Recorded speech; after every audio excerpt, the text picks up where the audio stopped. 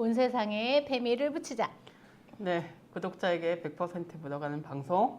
안녕하세요, 페미물다입니다. 페미물다입니다. 반갑습니다. 반갑습니다. 감사합니다. 이게 둘이 있으면 도무지 텐션이 올라오지 않는.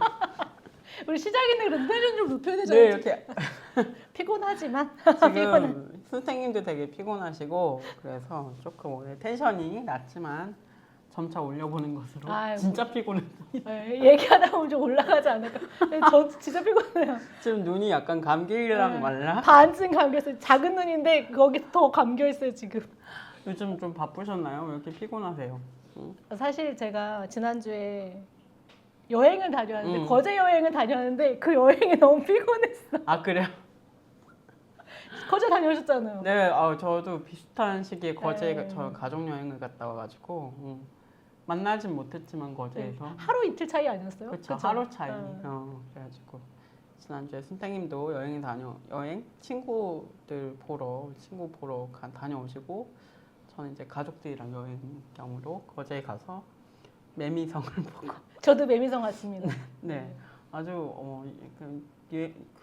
여행에서 되게 중요한 그런 스팟이 될 것 같더라고요. 이미 된 것 같고. 근데 거기를 점점 이렇게 확장한다고 해야 그죠. 되나? 유적 관광지를 좀 더 넓히고 있고 거기 가는 길목마다 이렇게 상점 이렇게 되게 많이 맞아요. 많이 만들어졌더라고요. 그래서 여기는 이제 그 거제에서 새로운 관광지로서의 역할을 하겠다 이런 생각했던 것 같아요.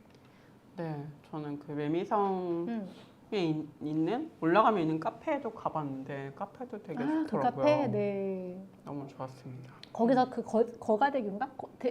보이잖아요. 가거대교. 네, 그 해저 맞죠? 터널로 들어가는. 거가대교래요. 네, 거가대교. 가거대교. 네, 가거대교는 뭐지? 그러게요.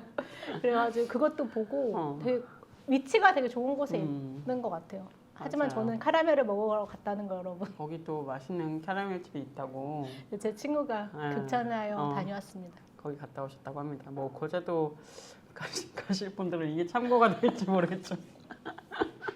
저희 홍보받은 건 아닙니다, 여러분. 참고하시고요. 네. 거제도에 최근에 갔다 왔기 때문에 네. 참고하시고. 혹시 그거 보셨어요? 저희 지난번에 올라간 콘텐츠 있잖아요. 거기 댓글이 진짜 많이 달렸어요. 맞아요. 댓글이 네, 지금 28개인가? 진짜 많이라고 하기엔 좀 그렇지만 어쨌든 많이 달렸다. 아니 많이야. 내 기준에서 한 5개, 6개 정도 달릴 거라고 생각했어. 그러니까 갑자기 막 올라가더니 네. 이게 막 알고리즘을 탄 것까지는 아닌데 이제 알고리즘에 잡히시는 분들이 좀 있었던 것 같아요. 그래서 왜 이게 알고리즘에 잡히는지 의아해하시면서 이제 댓글도 많이 달아주셨습니다. 여러분 알고리즘을 믿지 마세요. 알고리즘은 그렇게 정교하지 않습니다. 근데 알고리즘은 뭐 제가 전 이유가 있다고 생각해요. 이유가 있는데 그거 있어요. 제가 예전에 차별금지법에 대해서 좀 이렇게 올라온 어떤 동영상들이 있나라고 찾아보려고 검색을 해봤거든요. 그래서 장혜영 의원이 인터뷰한 것들을 좀 동영상을 보고 그랬어요. 그래서 차별금지법 관련한 거를 계속 봤는데 그 교회 혐오 거기로 콘텐츠가 넘어서. 제 알고리즘에 뜨더라고요. 네. 그러니까 연결돼 있는 연결되어 있어서. 네. 그래서 제가 그 생각했어요. 알고리즘이 날 잘 모른다. 난 그런 걸 보지 않는다. 그러네요. 그 네. 주제를 보는 거지. 그렇죠. 그래서 정교하지 않습니다, 여러분. 그렇다고 합니다. 비슷한 일도 겪으셨고 저 또 댓글 중에 제가 여자냐 남자냐 이거에 대해서 되게 그래요? 궁금해하는 댓글이 되게 많이 달리시죠. 네, 한번 맞춰보시기 바랍니다. 여자인지 남자인지 한번 맞춰보시기 바라고 제가 또 오늘도 지난번에 이어서 저희 둘이 또 진행하는 코너로 진행을 하고 좀 최근에 이제 얘기가 되고 있는 이슈들 좀 이야기 나눠보려고 합니다. 네, 저희 뭔가 복잡해졌어요, 시스템이. 뭔가 시스템이 생겼습니다. 저희가 아직은 좀 어설프지만 그래도 앞으로 나아지겠죠? 그렇죠. 나아져야죠. 나아져요. 사람이 하다 보면 나아질 수밖에 없거든요. 한 번 하고 두 번 하면 나아질 수밖에 없습니다. 그러면 첫 번째 저희 이슈로 뭘 볼까요? 저희 좀 뭐랄까 최근에 동덕여대 사태가 좀 새로운 국면을 맞은 것 같아서 맞아요. 네, 그거에 대해서 좀 먼저 이야기를 하면 좋을 것 같아요. 저희가 계속 관심 가졌었잖아요. 있었고 그리고 맞아요. 저희가 페미부터 시작하면서부터 동덕여대 사건은 한번 해야지 동덕여대 사태 한번 언젠가는 해야 하지 않을까 이런 얘기를 계속 해왔거든요. 그래서 그 얘기를 먼저 네. 좀 해보면 좋을 것 같아요. 네, 최근이 아니라 오늘 기사가 났는데요. 이제 동덕여대에 이제 학교 측에서 이제 학생들에게 했던 가처분 신청이 법원에 의해서 기각이 되었습니다. 그래서 뭐 본관 점거나 그 과잠 시위나 뭐 그리고 이렇게 라카치를 한다거나 이런 것들이 이제 어쨌든 그 설명에 따르면 학생들의 저항권이고 그것을 좀 존중해야 되기 때문에 요거는 기각한다 이런 식의 또 의견을 내면서 이렇게 됐고요. 오늘 2월 11일. 근데 그거는 네네네. 앞으로 교내 시위를 금지하면 안 된다라는 거지. 네네, 맞아요. 과거에 했던 시위에 대한 이야기는 아니에요. 네네네. 그래서 그거는 좀 정확하게 그렇군요. 전달을 해야 할 것 같습니다. 그러니까 최근에 이제 얘기가 됐던 게 동덕여대의 새로운 국면이라고 얘기를 했는데 그런 거잖아요. 동덕여대가 그때 이제 락커 문제나 뭐 네, 과격 시위 이런 네. 논란 이후에 교내의 모든 시위 행동을 금지한 상황이고요. 그리고 시위에 참여했던 학생들에 대해서 색출하고 형사고소 이런 걸 하려고 하고 그리고 징계를 위해서 내용 증명 이런 걸 계속 보내고 있다고 해요. 그것뿐만이 아니라 학교 내에서 그런 민주적 운영을 좀 요구하는 학생들이 붙이는 대자보 이런 것도 다 뜯어내고 있고 그리고 그 붙이는 학생들 가가지고 불법 촬영 채증 이런 걸 하고 있기도 하고 채증을 할 수 있나요? 학교에서 권리가 있나? 권리는 없을 것 같은데 그냥 찍는 건가? 과거에서도 많이 했던 것 같아요. 과거에서도 많이 했던 것 같아요. 집회하는 아이들 찍는. 그렇죠. 어쨌든 동양파악 이런 거라는 걸로 막 동아리나 좀 주요한 그런 학생회나 이런 데서는 계속 그런 채증 이런 걸 해왔던 것 같아가지고. 네. 그래서 지금도 뭔가 의견을 표시하거나 이런 반대 그 남녀공학으로 바꾸는 것에 대해서 반대하는 의견들을 이제 계속 탄압을 하고 있는 거죠. 네, 그렇죠. 그리고 외부에서도 좀 이런 일이 계속 이어지고 있는데 이제 뭐 동덕여대 출신은 채용해서 걸러내고 싶다. 네, 그런 뭐 이슈들도 있었죠. 동덕여대 출신 며느리는 절대 안 받아들일 거다. 이런 그거는 좋은 걸 수도 있어. 우리한테 동덕여대 학생들한테 떡줄 사람 생각도 안 하는데 이런. 그렇지. 그건 좋은 걸 수도 있다. 근데 그 이사장 발언이 그 사람이 이제 노동부 산하의 한국산업인력공단 이우영 맞아요. 이사장인데 맞아요. 중요한 거는 그 사람이 발언이 과거에 있었던 거잖아요. 근데 최근에는 온라인상에서 고용을 차별하는 이런 것들이 정당하다라는 것들이 계속 올라오고 있더라고 해요. 그게 좀 바뀐 그런 부분들이 있는 것 같고 그리고 이제 칼부림 예고나 이런 것들은 계속적으로 되고 있는 거고 위협하는 그런 행위들은 계속 벌어지고 있는 거고 그리고 최근에 또 그 개혁신당 이준석 의원이 그런 동덕여대 사태와 관련해서 학생들이 시위를 되게 예전에도 이제 비문명이라고 이야기했던 거잖아요. 근데 최근에 이제 서부지법에서 벌어진 폭동하고 동급이다. 네, 그런 식으로 좀 맞아요. 좀 그런 동덕여대를 둘러싼 학생들을 약간 고립시키는 양상이 좀 커지고 있다. 최근에 또 뭐 이렇게 발언을 계속 어저께? 네, 또 뭐 계속 하고 있어요. 하시고 일주일 있죠. 사이에. 네, 그죠. 네. 뭐 그래서 일각에서는 이게 어쨌든 탄핵 국면에 좀 주목도가 아무래도 이준석 대표에 대한 주목도나 역할이 떨어지면서 이렇게 혐오 정치, 혐오 발언으로 조금 이슈를 몰아가려는 것 아니냐 이런 분석 기사들도 좀 보이더라고요. 그렇죠. 이준석 의원 자체가 굉장히 그런 그런 세대포 이론 이런 걸 얘기하면서 혐오 정치를 계속 해왔던 정치인이기 때문에 이번에도 뭐 이 이슈를 되게 쉽게 생각하시는 것 같아요. 뭐 예전에 뭐 생각해 보면 총선 시기 생각해 보면 우리 또 장애인들 이동권 관련해서 되게 혐오를 또 이슈화하면서 계속 이렇게 이슈를 터뜨리시고 뭐 대화하자 막 이렇게 하셔가지고 토론하자. 이번에도 나왔어. 토론하자. 이 토론하자는 얘기를 또 하셨는데 토론은 이제 다른 방식으로도 더 많이 이루어질 수 있지 않을까 동덕여대 입장에서 보면 그런 생각을 또 하고 지난주 토요일에 이 집회가 이제 안국역 근처에서 있었는데 그 집회에 되게 많은 시민들 그러니까 동덕여대 내부에만 있던 시위가 조금 외부와 연대하는 그런 지점이 이번 지난 토요일에 있었습니다. 그래서 뭐 참여자들 추산 8,000명. 그러면 한 4천 온 거라고. 저는 반 자르고 갑니다. 8,000명. 근데 그 경찰들은 1,000명 정도로 잡았더라고요. 그래가지고 어쨌든 느낌이 다르니까 이제 전체적으로 좀 계시던 시간이 길었기 때문에 집회 시간이 길었기 때문에 뭐 그걸 세우셨는지 뭔지 모르겠는데 그래서 뭐 한 중간 3,4천 명으로 잡아볼까요? 네. 우리 마음대로. 그 정도 참여했다. 그리고 제 주변에서도 되게 많이 가셔가지고. 저는 못 갔어요. 아, 저 그러시군요. 거제. 거제에 가셔가지고. 네.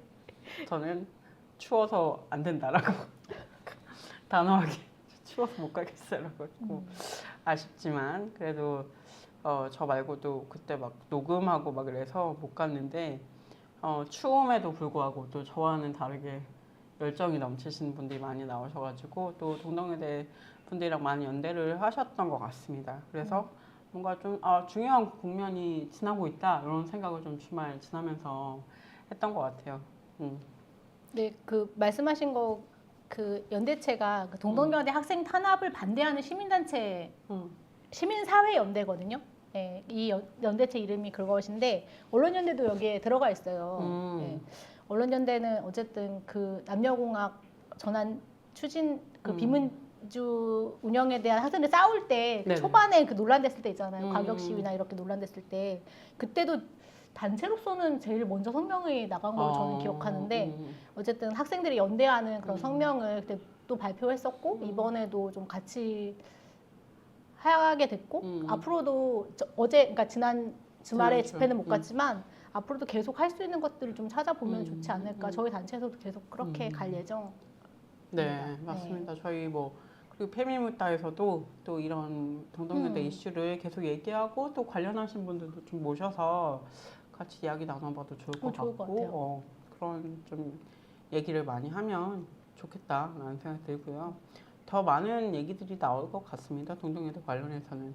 근데 저는 좀 약간 인상적인 게 어쨌든 제가 최근 뭐 10몇 년간 이렇게 떠올려 보면 왜 대학들에서 예전에는 대학 등록금 이슈나 이런 걸로 되게 투쟁들이 많았었는데 저희 학교 다닐 때나 그 이전에 많았었는데 최근 뭐 10몇 년간은 그런 눈에 띄는 이슈가 별로 없었던 것 같아요. 그래서 뭐 아쉽고 그런 건 아닌데 왜 없을까 뭐 되게 상황이 뭐 안 좋아져서 더 안 좋아져서 그런 것 같기도 하고 막 그런 얘기를 했었는데 제가 좀 생각해 보니까 이대 미래라이프 그 사업 때문에 또 이슈가 됐었잖아요. 몇 년 전에. 그것 때문에 2016년인가? 네. 16년, 17년? 네. 아무튼 그랬는데 그때 그걸 시작으로 어떻게 보면 박근혜 탄핵까지 정유라 씨 그 사건과 함께 박근혜 탄핵까지 가는 그 흐름이 있었고 또 동덕여대에서 이렇게 최근에 이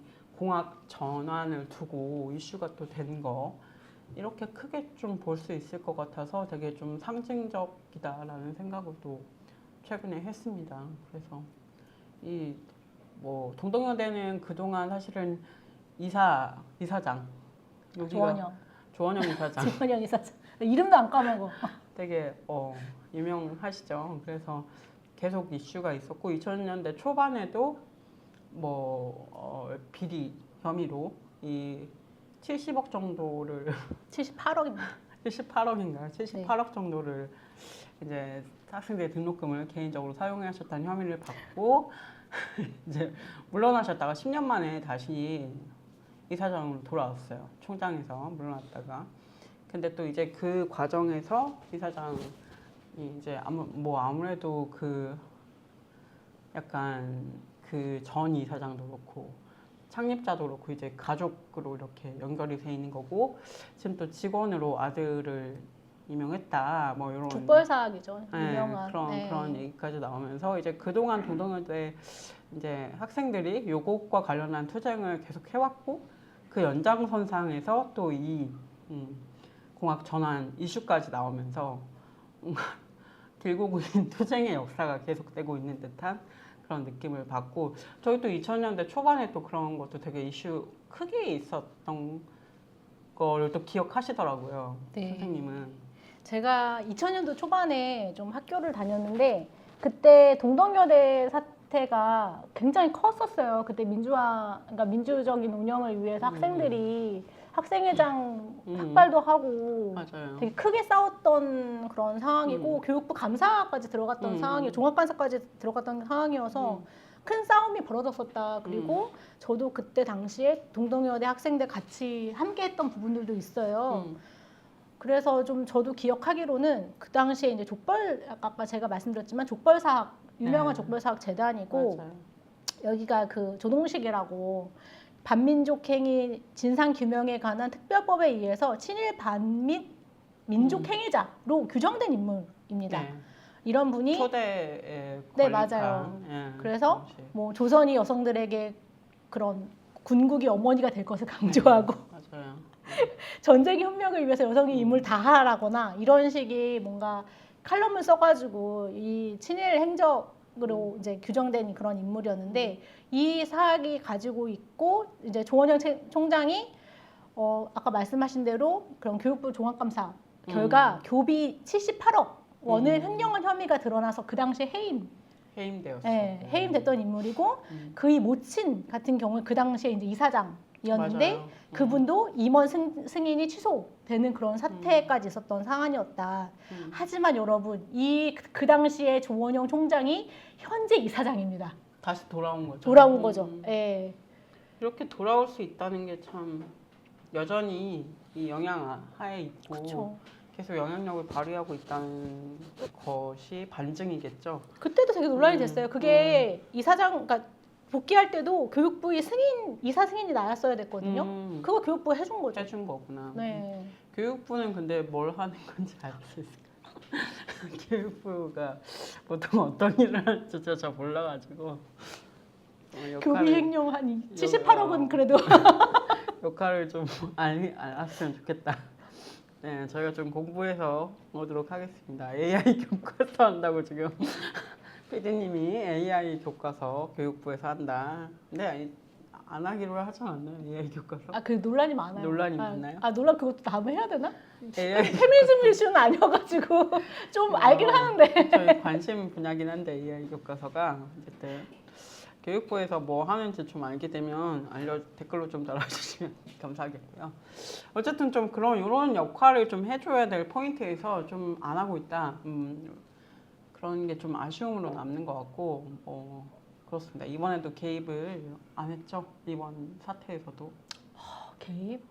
뭐 하고 있나요? 뭘 안 했죠. 예, 오히려 이런 사태에서는 어쨌든 학생들을 위협하고 이렇게 법적으로 위협을 하고 있는 상황에서 누구를 좀 어쨌든 보호를 하거나 그런 조치들이 있어야 되지 않나 교육부에서 그런 생각은 좀 드는데 저는 이게 사학재단이 굉장히 문제적인 건데 그래서 사실은 학생을 보호해야 되는 게 누구인 거냐 당연히 학교여야 하는 거잖아요. 맞아요. 근데 지금 그게 너무 안 되고 있는 거거든요. 맞아요. 학생들은 그런 뭔가 본인들에 대한 칼부림 위협이나 이런 것들에 대해서 고소고발하거나 이거에 대해서 이제 뭔가 수사를 해야 한다거나 이렇게 하고 있고 학교도 그거에 동조해야 된다. 같이 나서야 한다.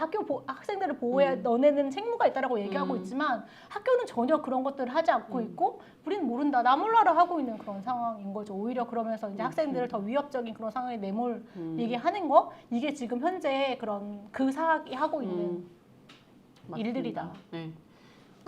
요새 댓글 보니까 학교가 왜 학생들의 것이냐 이런 댓글도 많이 보이더라고요. 그래서 좀 당황스러움을 금치 못하고 있는데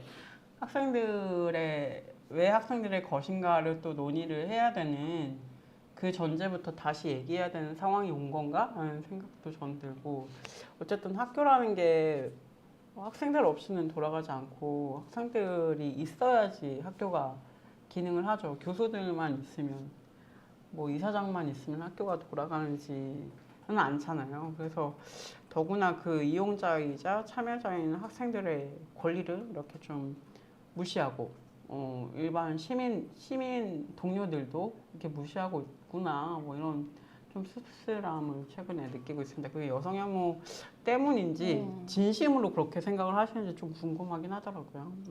그래서 2003년도 투쟁을 다시 한번 생각하게 되는 게 그 당시에 동덕여대 투쟁이 얼마나 대단했냐면 학생 총회를 거쳐서 이제 학생들이 유급을 결의하고 싸운 투쟁이었거든요. 그리고 그 당시에는 이제 학교가 누구 거냐, 이제 대학교는 누구 거냐 이렇게 말씀하셨는데 그때 교수 협의회 그리고 그런 교직원 그리고 학생들이 삼자와 같이 모여서 싸운 투쟁이었고 거기에 외부의 그런 시민단체나 이런 단체들 같이 공조해서 싸웠던 투쟁이었다라는 것들을 다시 한번 강조할 수밖에 없을 것 같아요. 그래서 그 곳에서부터 좀 시작을 좀 이야기를 시작해야 되는 게 아닌가 좀 그런 생각을 좀 하게 되는 것 같습니다.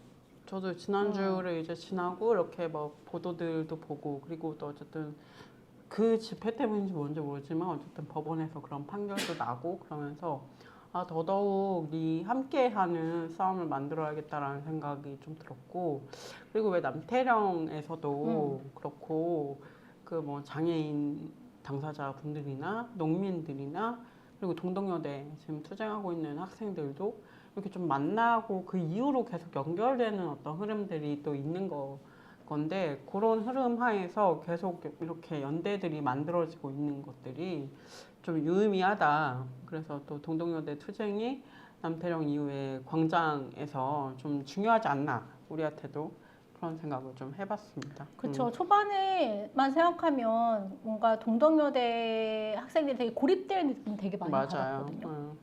그때 제가 이제 언론 모니터를 이제 계속 하고 있는데 CBS 김현정 뉴스쇼라는 그런 프로그램에서 그 학생이 인터뷰를 했었어요. 그때 이제 진행자가 외부 세력에 대한 개입 이런 거에 대해서 굉장히 집요하게 물어봤거든요. 그러니까 이것처럼 순수한 투쟁을 이제 외부에서 이제 학생들한테 요구하는 그런 상황이었다고 한다면 그것을 좀 넘어선 그거 이제 말씀하신 남태령이나 뭐 촛불 응원봉 집회 그것이 있기 때문에 가능했던 상황이 아닌가 싶어서 앞으로 더 잘해야 된다 이런 생각이 더 많이 들었던 것 같습니다. 학교가 학교 안과 학교 밖이 막 그렇게 막 뚝 잘라가지고 완전 그쵸. 다른 세상이고 막 그런 거 아니잖아요. 그리고 저희 동덕여대 학생들이 뭐 저희의 지인이거나 동생일 수도 있고 뭐 아는 친구들일 수도 있고 뭐 누군가의 딸일 수도 있고 그런 거기 때문에 그런 것들을 좀 그렇게 보면 안 될 것 같고 저는 여대의 존재가 되게 필요하다고 보는 입장이고 또 저는 여대를 나오지는 않았는데 여중여고를 다니면서 이게 너무 좋다라는 걸 많이 느꼈어요. 여자들끼리 있는 이 경험이 정말 좋다.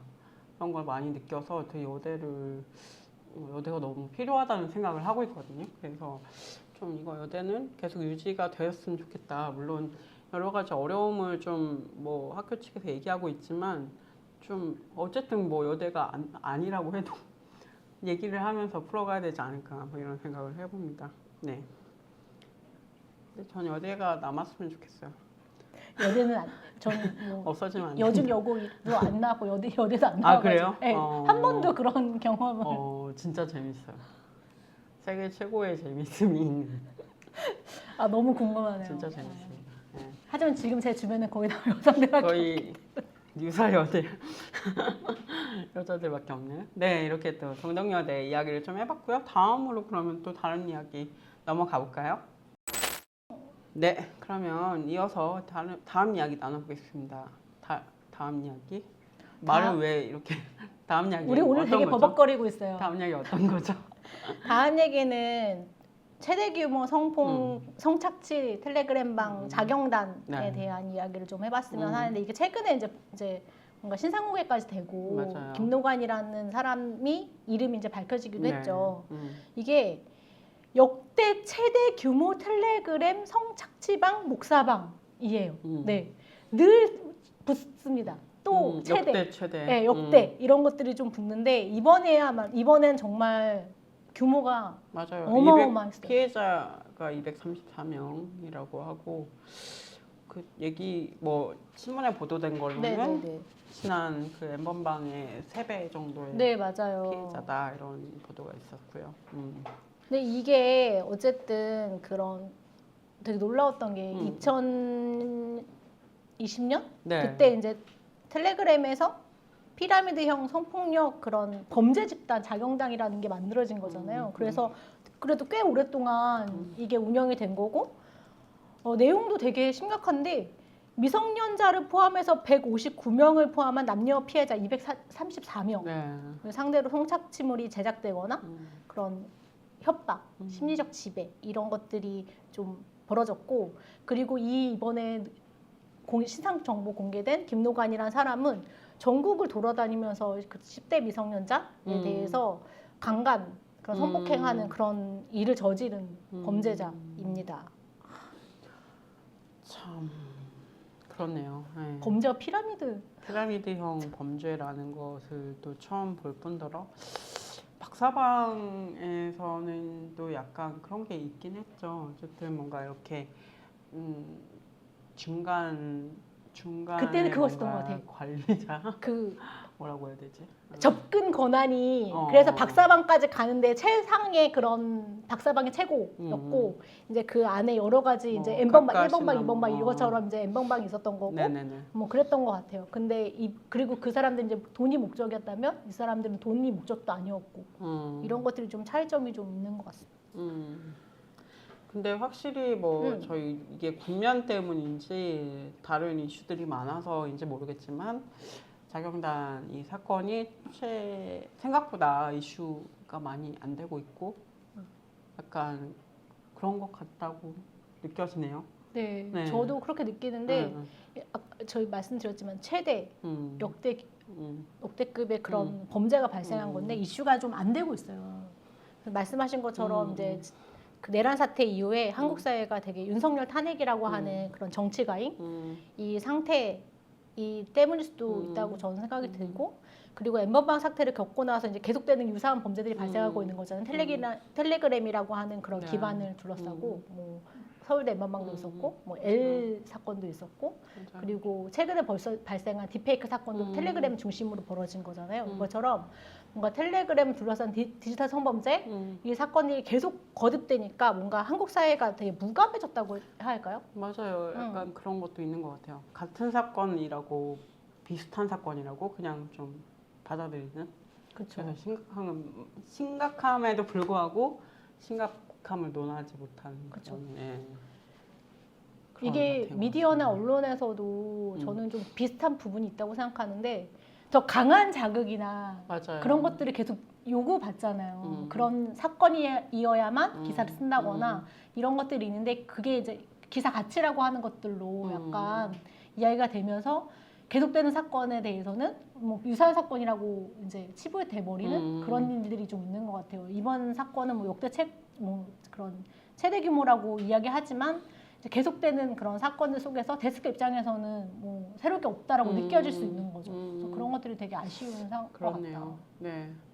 어쨌든 제 느낌인지 모르는데 생각보다 빨리 약간 신상이 공개가 되고 그리고 텔레그램의 협조도 있었죠. 그래서 그쵸. 최초로 협조가 이루어진 사건인데 이런 건 좀 어떠셨어요, 선생님은? 저도 가장 눈에 띄었던 달라진 점은 말씀하신 것처럼 텔레그램의 협조라고 생각이 들었고 저희 지난번에 왜 딥페이크 성범죄 기획할 때 장혁영 네. 그 소장님, 상임이사가 와가지고 얘기했던 것 중에 잡힌다. 그리고 텔레그램이 협조를 하기로 했기 때문에 앞으로 더 달라질 거다라고 얘기하고 가셨거든요. 맞아요. 그리고 그 이후에 바로 이렇게 정말 텔레그램에서 협조를 해서 네. 뭔가 범인이 잡히는 이런 일이 발생했다. 이거는 좀 중요하게 우리가 봐야 될 맞아요. 부분인 것 같아요. 맞습니다. 그래서 이제 이런 사건들이 발생하면 텔레그램의 협조하에 해결을 할 수 있는 근데 너무 늦은 것 같아요. 국면이 네. 그쵸, 늦었죠. 네. 진작에 좀 빨리 이것도 굉장히 오래된 방이 이제야 그렇죠. 2020년 그러게요. 5월에 시작됐다고 하니까. 밝혀져서 그렇네요. 어쨌든 디지털 성범죄 관련해서 이 심각함을 조금 더 뭐 저희 언론도 그렇지만 저희는 언론 유튜버죠. 우리는 유튜버? 우리 유튜버. 저 운동가입니다. 활동가입니다. 유튜버 어쨌든 유튜버잖아.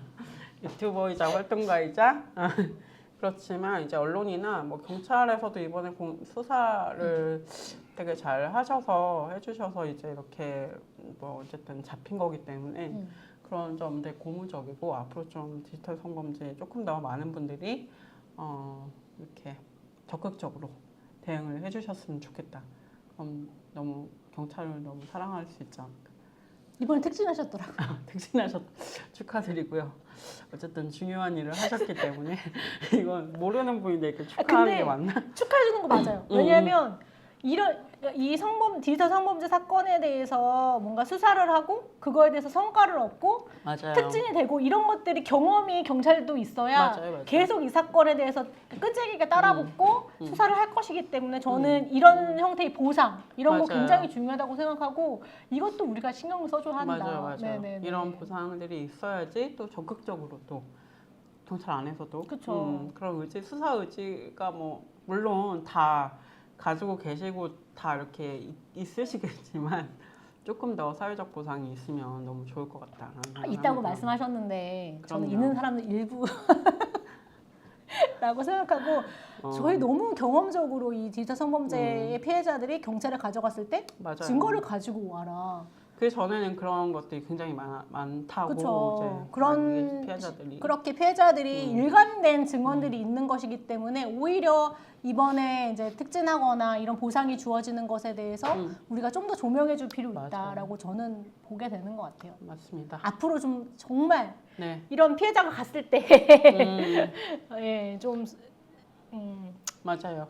적극적으로 이게 피해자 중심주의라고 하기엔 좀 뭐 이건 좀 많은 논쟁이 있을 수 있지만 어쨌든 들어주는 것, 잘 들어주고 그 경험을 경찰 입장에서 또 이렇게 잘 흡수해 주시는 것도 되게 필요할 것 같다. 뭐 예전에는 막 그런 흔한 얘기잖아요. 둘이 잘 해결하세요. 막 이거.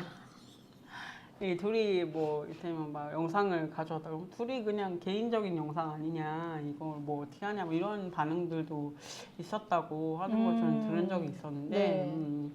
그런 반응보다는 조금 더 전향적인 반응이 이제 필요하지 않을까 뭐 이런 생각을 좀 해봅니다. 네. 특진할 수 있습니다, 여러분. 특진. 네. 특진 중요한 사건인 것 같아요. 어쨌든 상징적인. 그리고 범죄자들한테도 마찬가지인 게 네. 저희가 계속 얘기하지만 잡힙니다, 여러분. 네. 잡힌다고요. 안 잡히죠. 잡히는 게 아닙니다. 이 김노관이라는 사람도 경찰 되게 조롱했거든요.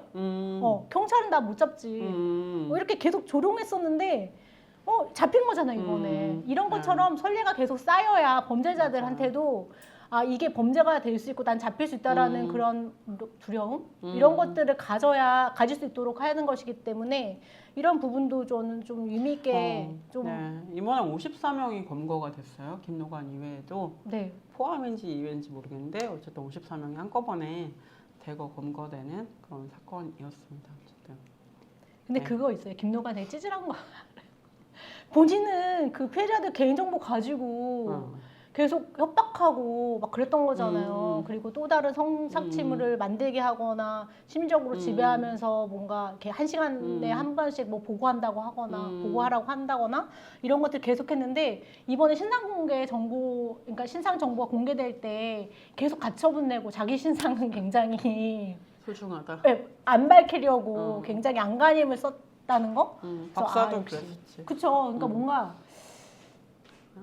그러니까 잡고 나면은 굉장히 찌질한 놈인데 우리 사회가 굉장히 이런 범죄자에 대해서 잡아야죠. 그렇죠. 잡아야죠. 잡아야죠. 가만 놔두면 안 됩니다. 우리 네. 그러면 요거 얘기는 이렇게 마무리 할까요? 네. 그 최근에 발생한 그 자경단 사건 최대 규모라고 하는 사건인데 많이 이야기가 되지 못하는 아쉬움도 있고 더 많이 좀 경각심 그리고 또 많은 분들의 적극적인 협조로 또 이런 일이 발생하지 않아야 되겠지만 어쨌든 좀 이후에 혹시 이런 범죄가 있다면 빨리 효율적으로 해결이 되고 피해자들이 피해를 줄이는 방향으로 좀 해결이 되길 바라보면서 그리고 네. 그것도 계속 지켜봐야 될 것 같아요. 여러분이 감시가 계속 필요한 게 이게 박사방 사건의 이제 피해자 세대라고 아까 그쵸. 했잖아요. 세배라고 했는데 과연 이 사람들이 이제 사회적 관심이 덜하니까 오히려 저가 더 걱정이 되는 거예요. 더 그만큼의 처벌을 받을까? 맞아. 그러면은 조주빈이 제가 기억하기로는 42년인가 43년 받았거든요. 그럼 그거 세배를 받아야 되는 게 그 정도 범죄를 맞아. 저지른 사람이니까.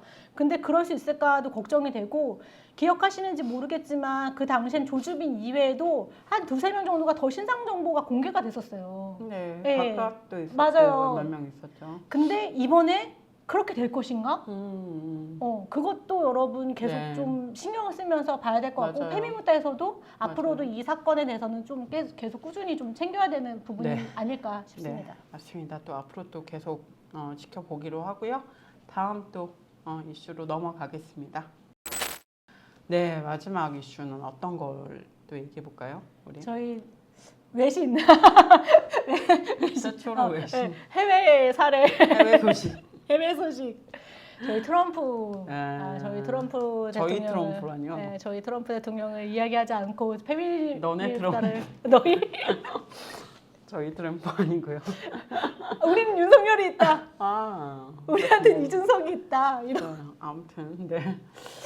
네, 그래서 트럼프의 반 여성 정책, 네, 반 맞습니다. 페미니즘 정책에 대해서 이야기를 해봐야 할 것 같고, 이게 단순히 미국의 그런 국한된 얘기는 아닌 거잖아요. 그게 전 세계에 미치는 악영향이 너무 맞아요. 크고, 한국도 저는 계속 미국을 따라가고 있는 것 같은 느낌이 들어서 이 이야기를 좀 하지 않으면 안 될 것 같습니다.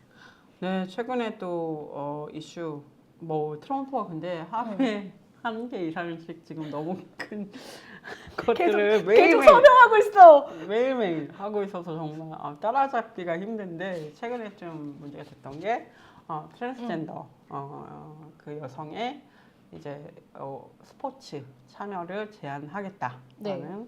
거에 또 사인을 하셨죠. 근데 그거 이외에도 되게 많은데, 음. 일단 그거인 거잖아요.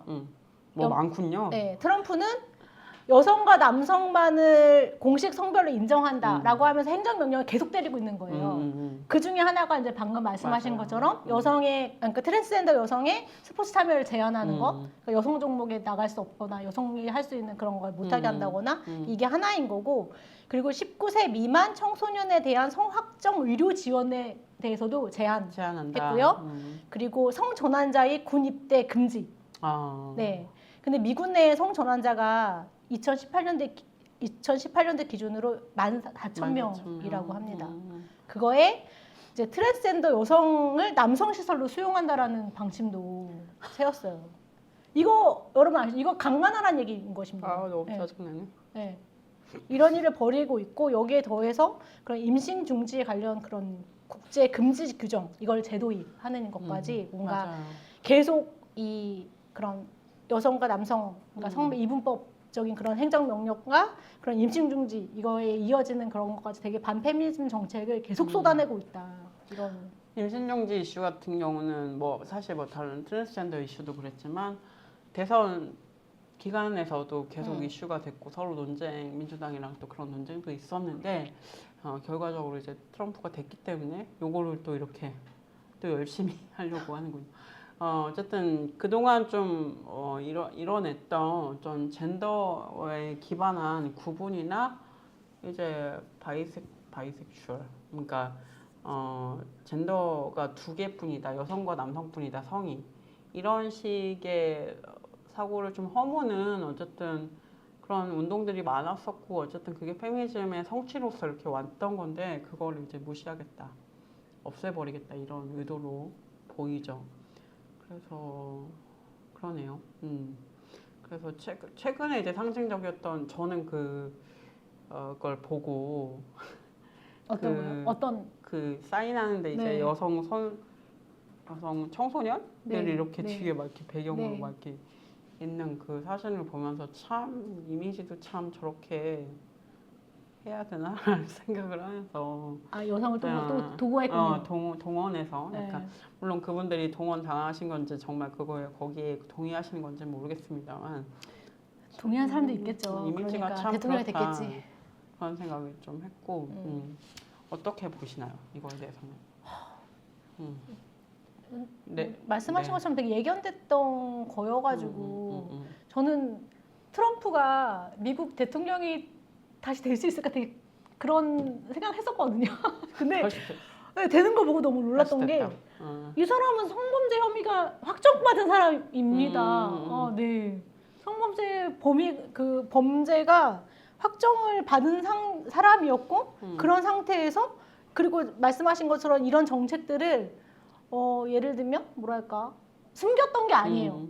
공약으로 공약으로 제시했고 그리고 미국의 가장 큰 민주주의 역사의 가장 큰 흠집, 오명이라고 얘기할 수 있는 그 미 의회의 그런 폭도들이 난입했던 거 있잖아요. 그 사람들에 대해서도 이제 뭐랄까 가석방, 그러니까 그러니까 풀어주겠다. 이것도 공약으로 제시했던 사람입니다. 하지만 이 사람 대통령이 된 거. 맞아요. 이게 가장 놀랍다는 생각이 들고 그래서 이거를 이제 준비하면서 되게 놀랍다 이런 생각을 했지만 생각해 보니까 우리도 여성가족부 폐지 이런 걸 얘기한 사람이 대통령이 됐고 지금 이 문제가 벌어지고 맞아요. 있다. 맞아요. 예.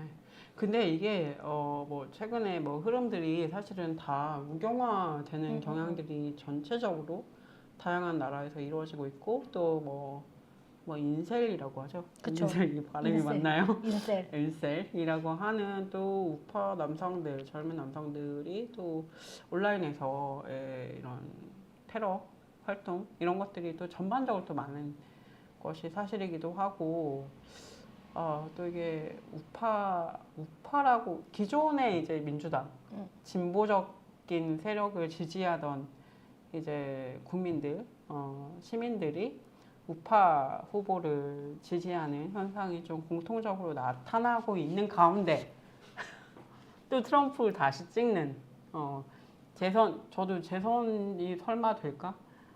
라고 생각했는데 재선이 되더라고요. 지금 그래서 그 얘기 되고 있는 거 알아요? 뭐요? 이번에 그 대선에서 조기 교체되고 조기 대선이 벌어지고 어. 개헌하면서 우리도 중임제로 가자. 하면 다음에 그럴 수도 윤석열이 될 수 있다. 누구야? 이런 얘기가 되고 있습니다. 누구야? 많이들 그래요. 누구야? 그 윤석열에 대한 지지도가 51%라고 하는 이런 말도 안 되는 설문조사가 이게 횡행하는 한국 사회에서는 그런 일들이 그런 그 뭐랄까 예측 그런 거 바라는 분들도 계시다. 근데 확실히 막 저의 상식으로는 이렇게 큰 잘못을 했는데 그를 지지하겠어라고 했지만 지지를 하는 사람들이 지금도 어쨌든 뭐 그게 퍼센테이지가 얼마인지는 모르겠습니다만 있는 거잖아요. 그쵸. 적극적으로 비호하고 있는 세력도 국민의 힘도 그렇게 하고 공당이 있고. 그러고 있고. 네, 요거를 좀 어떻게 봐야 되는지 좀 이런 생각은 좀 계속 드는 것 같아요. 그래서 그냥 저 진짜 이상한 사람들이라고 하면 답이 안 나올 것 같고 뭔가 다른 대책들을 좀 마련해야 되지 않나 이런 생각도 좀 들고. 근데 어쨌든 법을 유린했기 때문에 저는 이번에 이렇게 제가 법의 수호자인지 좀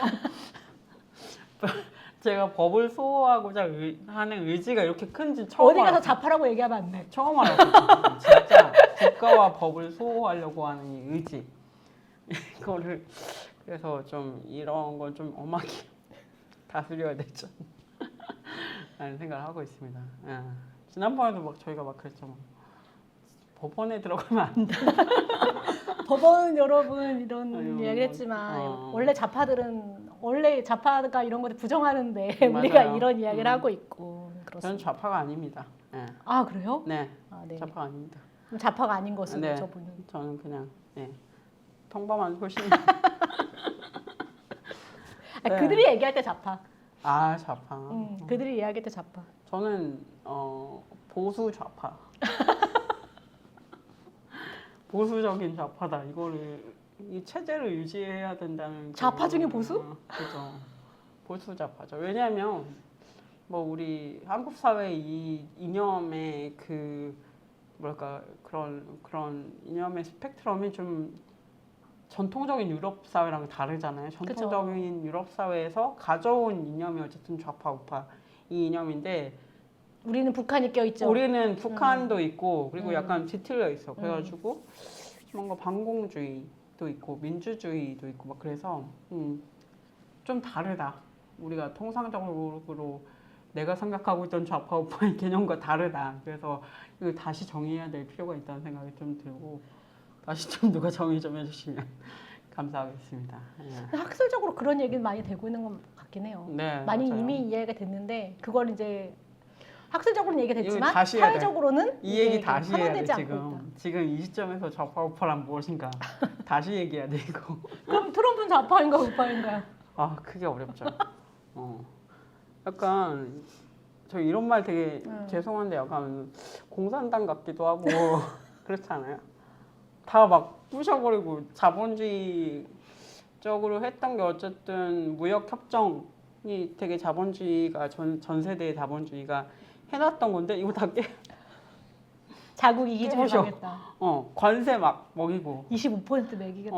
막 그래서 우리만 약간 고립되시려고 하는 건지 뭔지 모르겠지만 이거 자체가 되게 저는 되게 미국이 했던 자본주의적인 어떤 흐름들을 다 파괴하는구나 그런 생각이 근데 들면서 말씀하신 것처럼 과거에 이렇게 쌓아왔던 것들을 무너뜨리면 그 사람이 이제 고립을 원하냐라고 했는데 고립이 돼야 되잖아요. 근데 강자들, 권력자들은 고립되지 않습니다, 여러분. 그죠?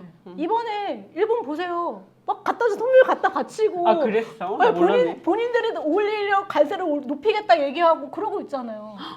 몰랐네. 그러니까 고립되는 소수자가 이렇게 되면 고립되지만 1조 네. 달러 투자하겠다고 했다고. 네. 어. 그러고 있습니다. 일본이 그러고 있고 우리나라는 아직 여전히 전화 통화도 못 하고 있다. 네. 아니 전화할 사람이 없잖아. 우리 대통령 네. 권한대행이 있는데 왜 그렇습니까? 최상목 씨. 네. 그것도 경제부총리인데.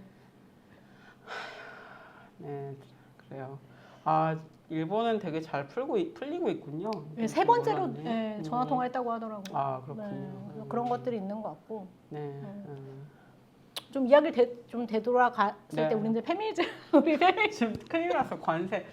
지금 오늘 우리 페미묻다 맞아? 오늘 자동차랑 왜 우리 트럼프로 왜 자동차랑 우리 나라 지금, 걱정을 해주고 나라 걱정 우리 나라는 우리 걱정도 안 해주는데 반도체랑 지금 나 지금 우파가 아니라 좌파. 아까 뭐라고 했지? 좌파. 좌파 중에 우파. 좌파 중에 좌파 중에 우파라고? 보수. 좌파 중에 보수. 좌파 보수 좌파. 그런 말 있었죠 옛날에 좌파 중에 제일 우파. 그런 게 있죠. 이런 거 있었잖아요. 왼쪽이냐 오른쪽에 있냐 어느 곳에 서 있냐 할 때 좌파 중에 제일 오른쪽에 있냐. 그런 얘기를 그런 거.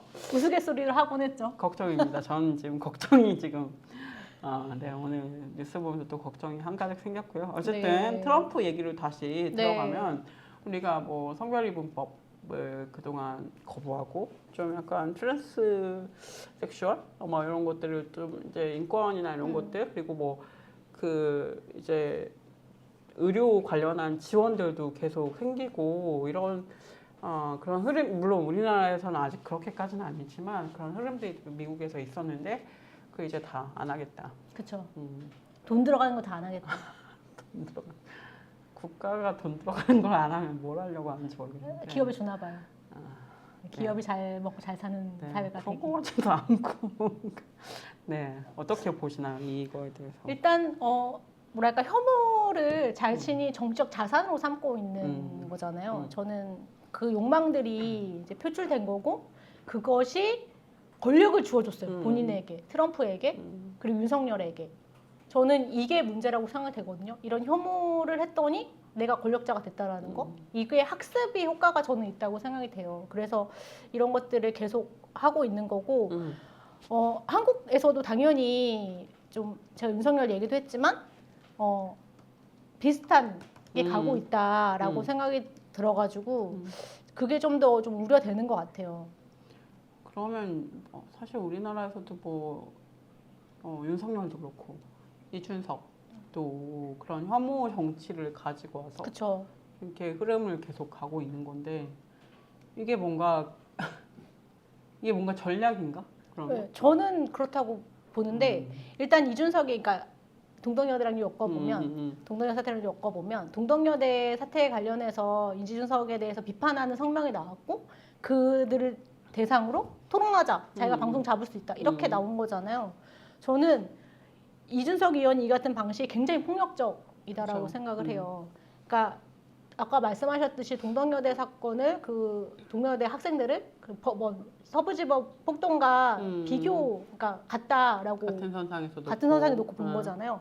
당연히 다르죠. 당연히 다르고 동덕여대 같은 경우는 교내 민주적 운영을 위한 투쟁 과정에서 발생한 그런 일이라고 본다면 이거는 그들은 사법 시스템 자체를 무력화하기 맞아요. 위한 행위이기 때문에 당연히 비급될 수 없다라고 생각이 되고 저는 정치인으로서 저런 자만감 그러니까 내가 TV 토론 잡을 수 나랑 있다. 토론하자. 나랑 토론하자. 내가 토론 잡아줄게. 야, 니네가 원하는 룰 내가 다 받아줄게.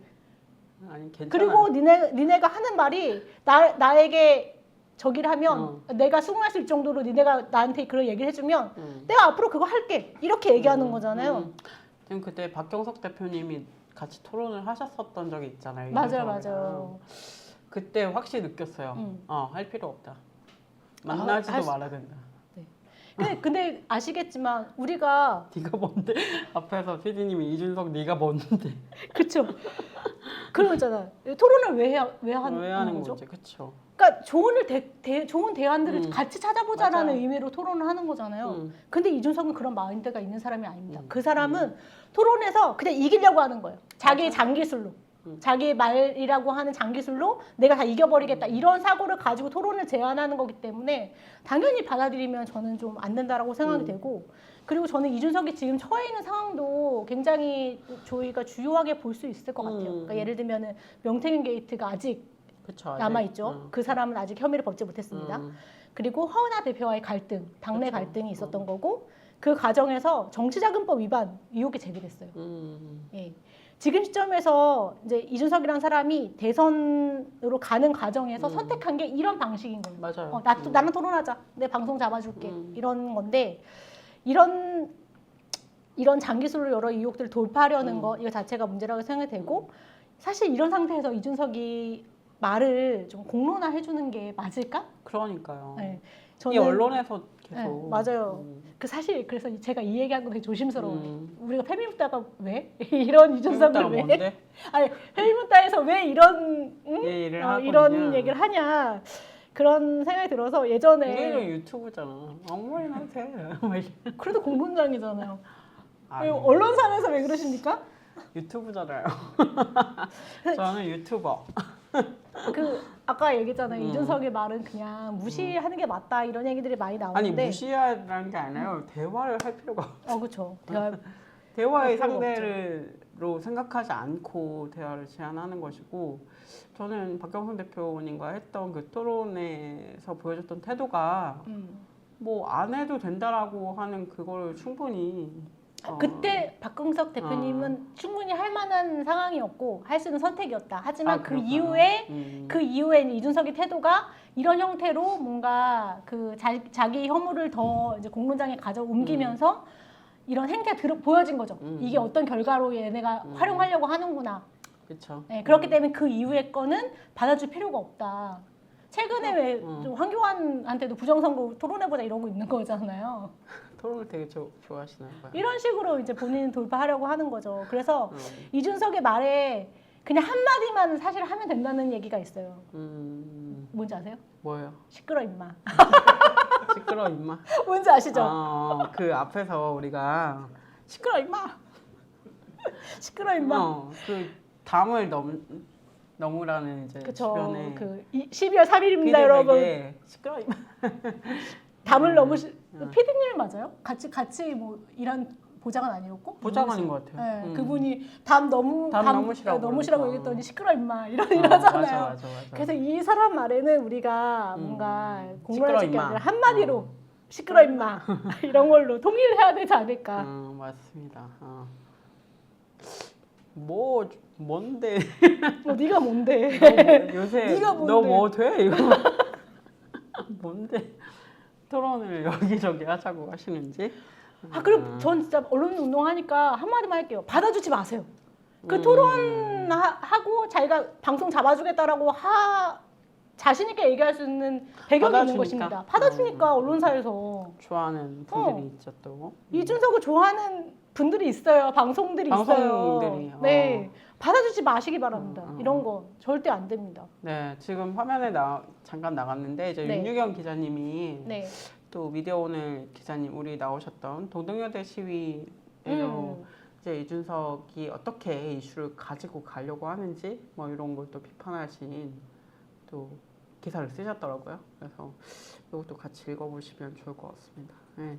좀 뭐 아까도 잠깐 언급드렸지만 이 탄핵 국면에서 생각보다 사실은 개혁신당이 주목을 받지 못하고 더구나 지금 당내 분열로 인해서 이걸 뭐 어떻게 봐야 되는지 모르겠어요. 당내 분열로 인해서 TV에 이제 그런 게 다 중계가 됐단 말이죠. 막 서로 막 그쵸. 소리 지르고, 뭐 가처분까지 갔으니까. 이거를 본 이제 시민들의 입장에서는 이걸 어떻게 생각할지.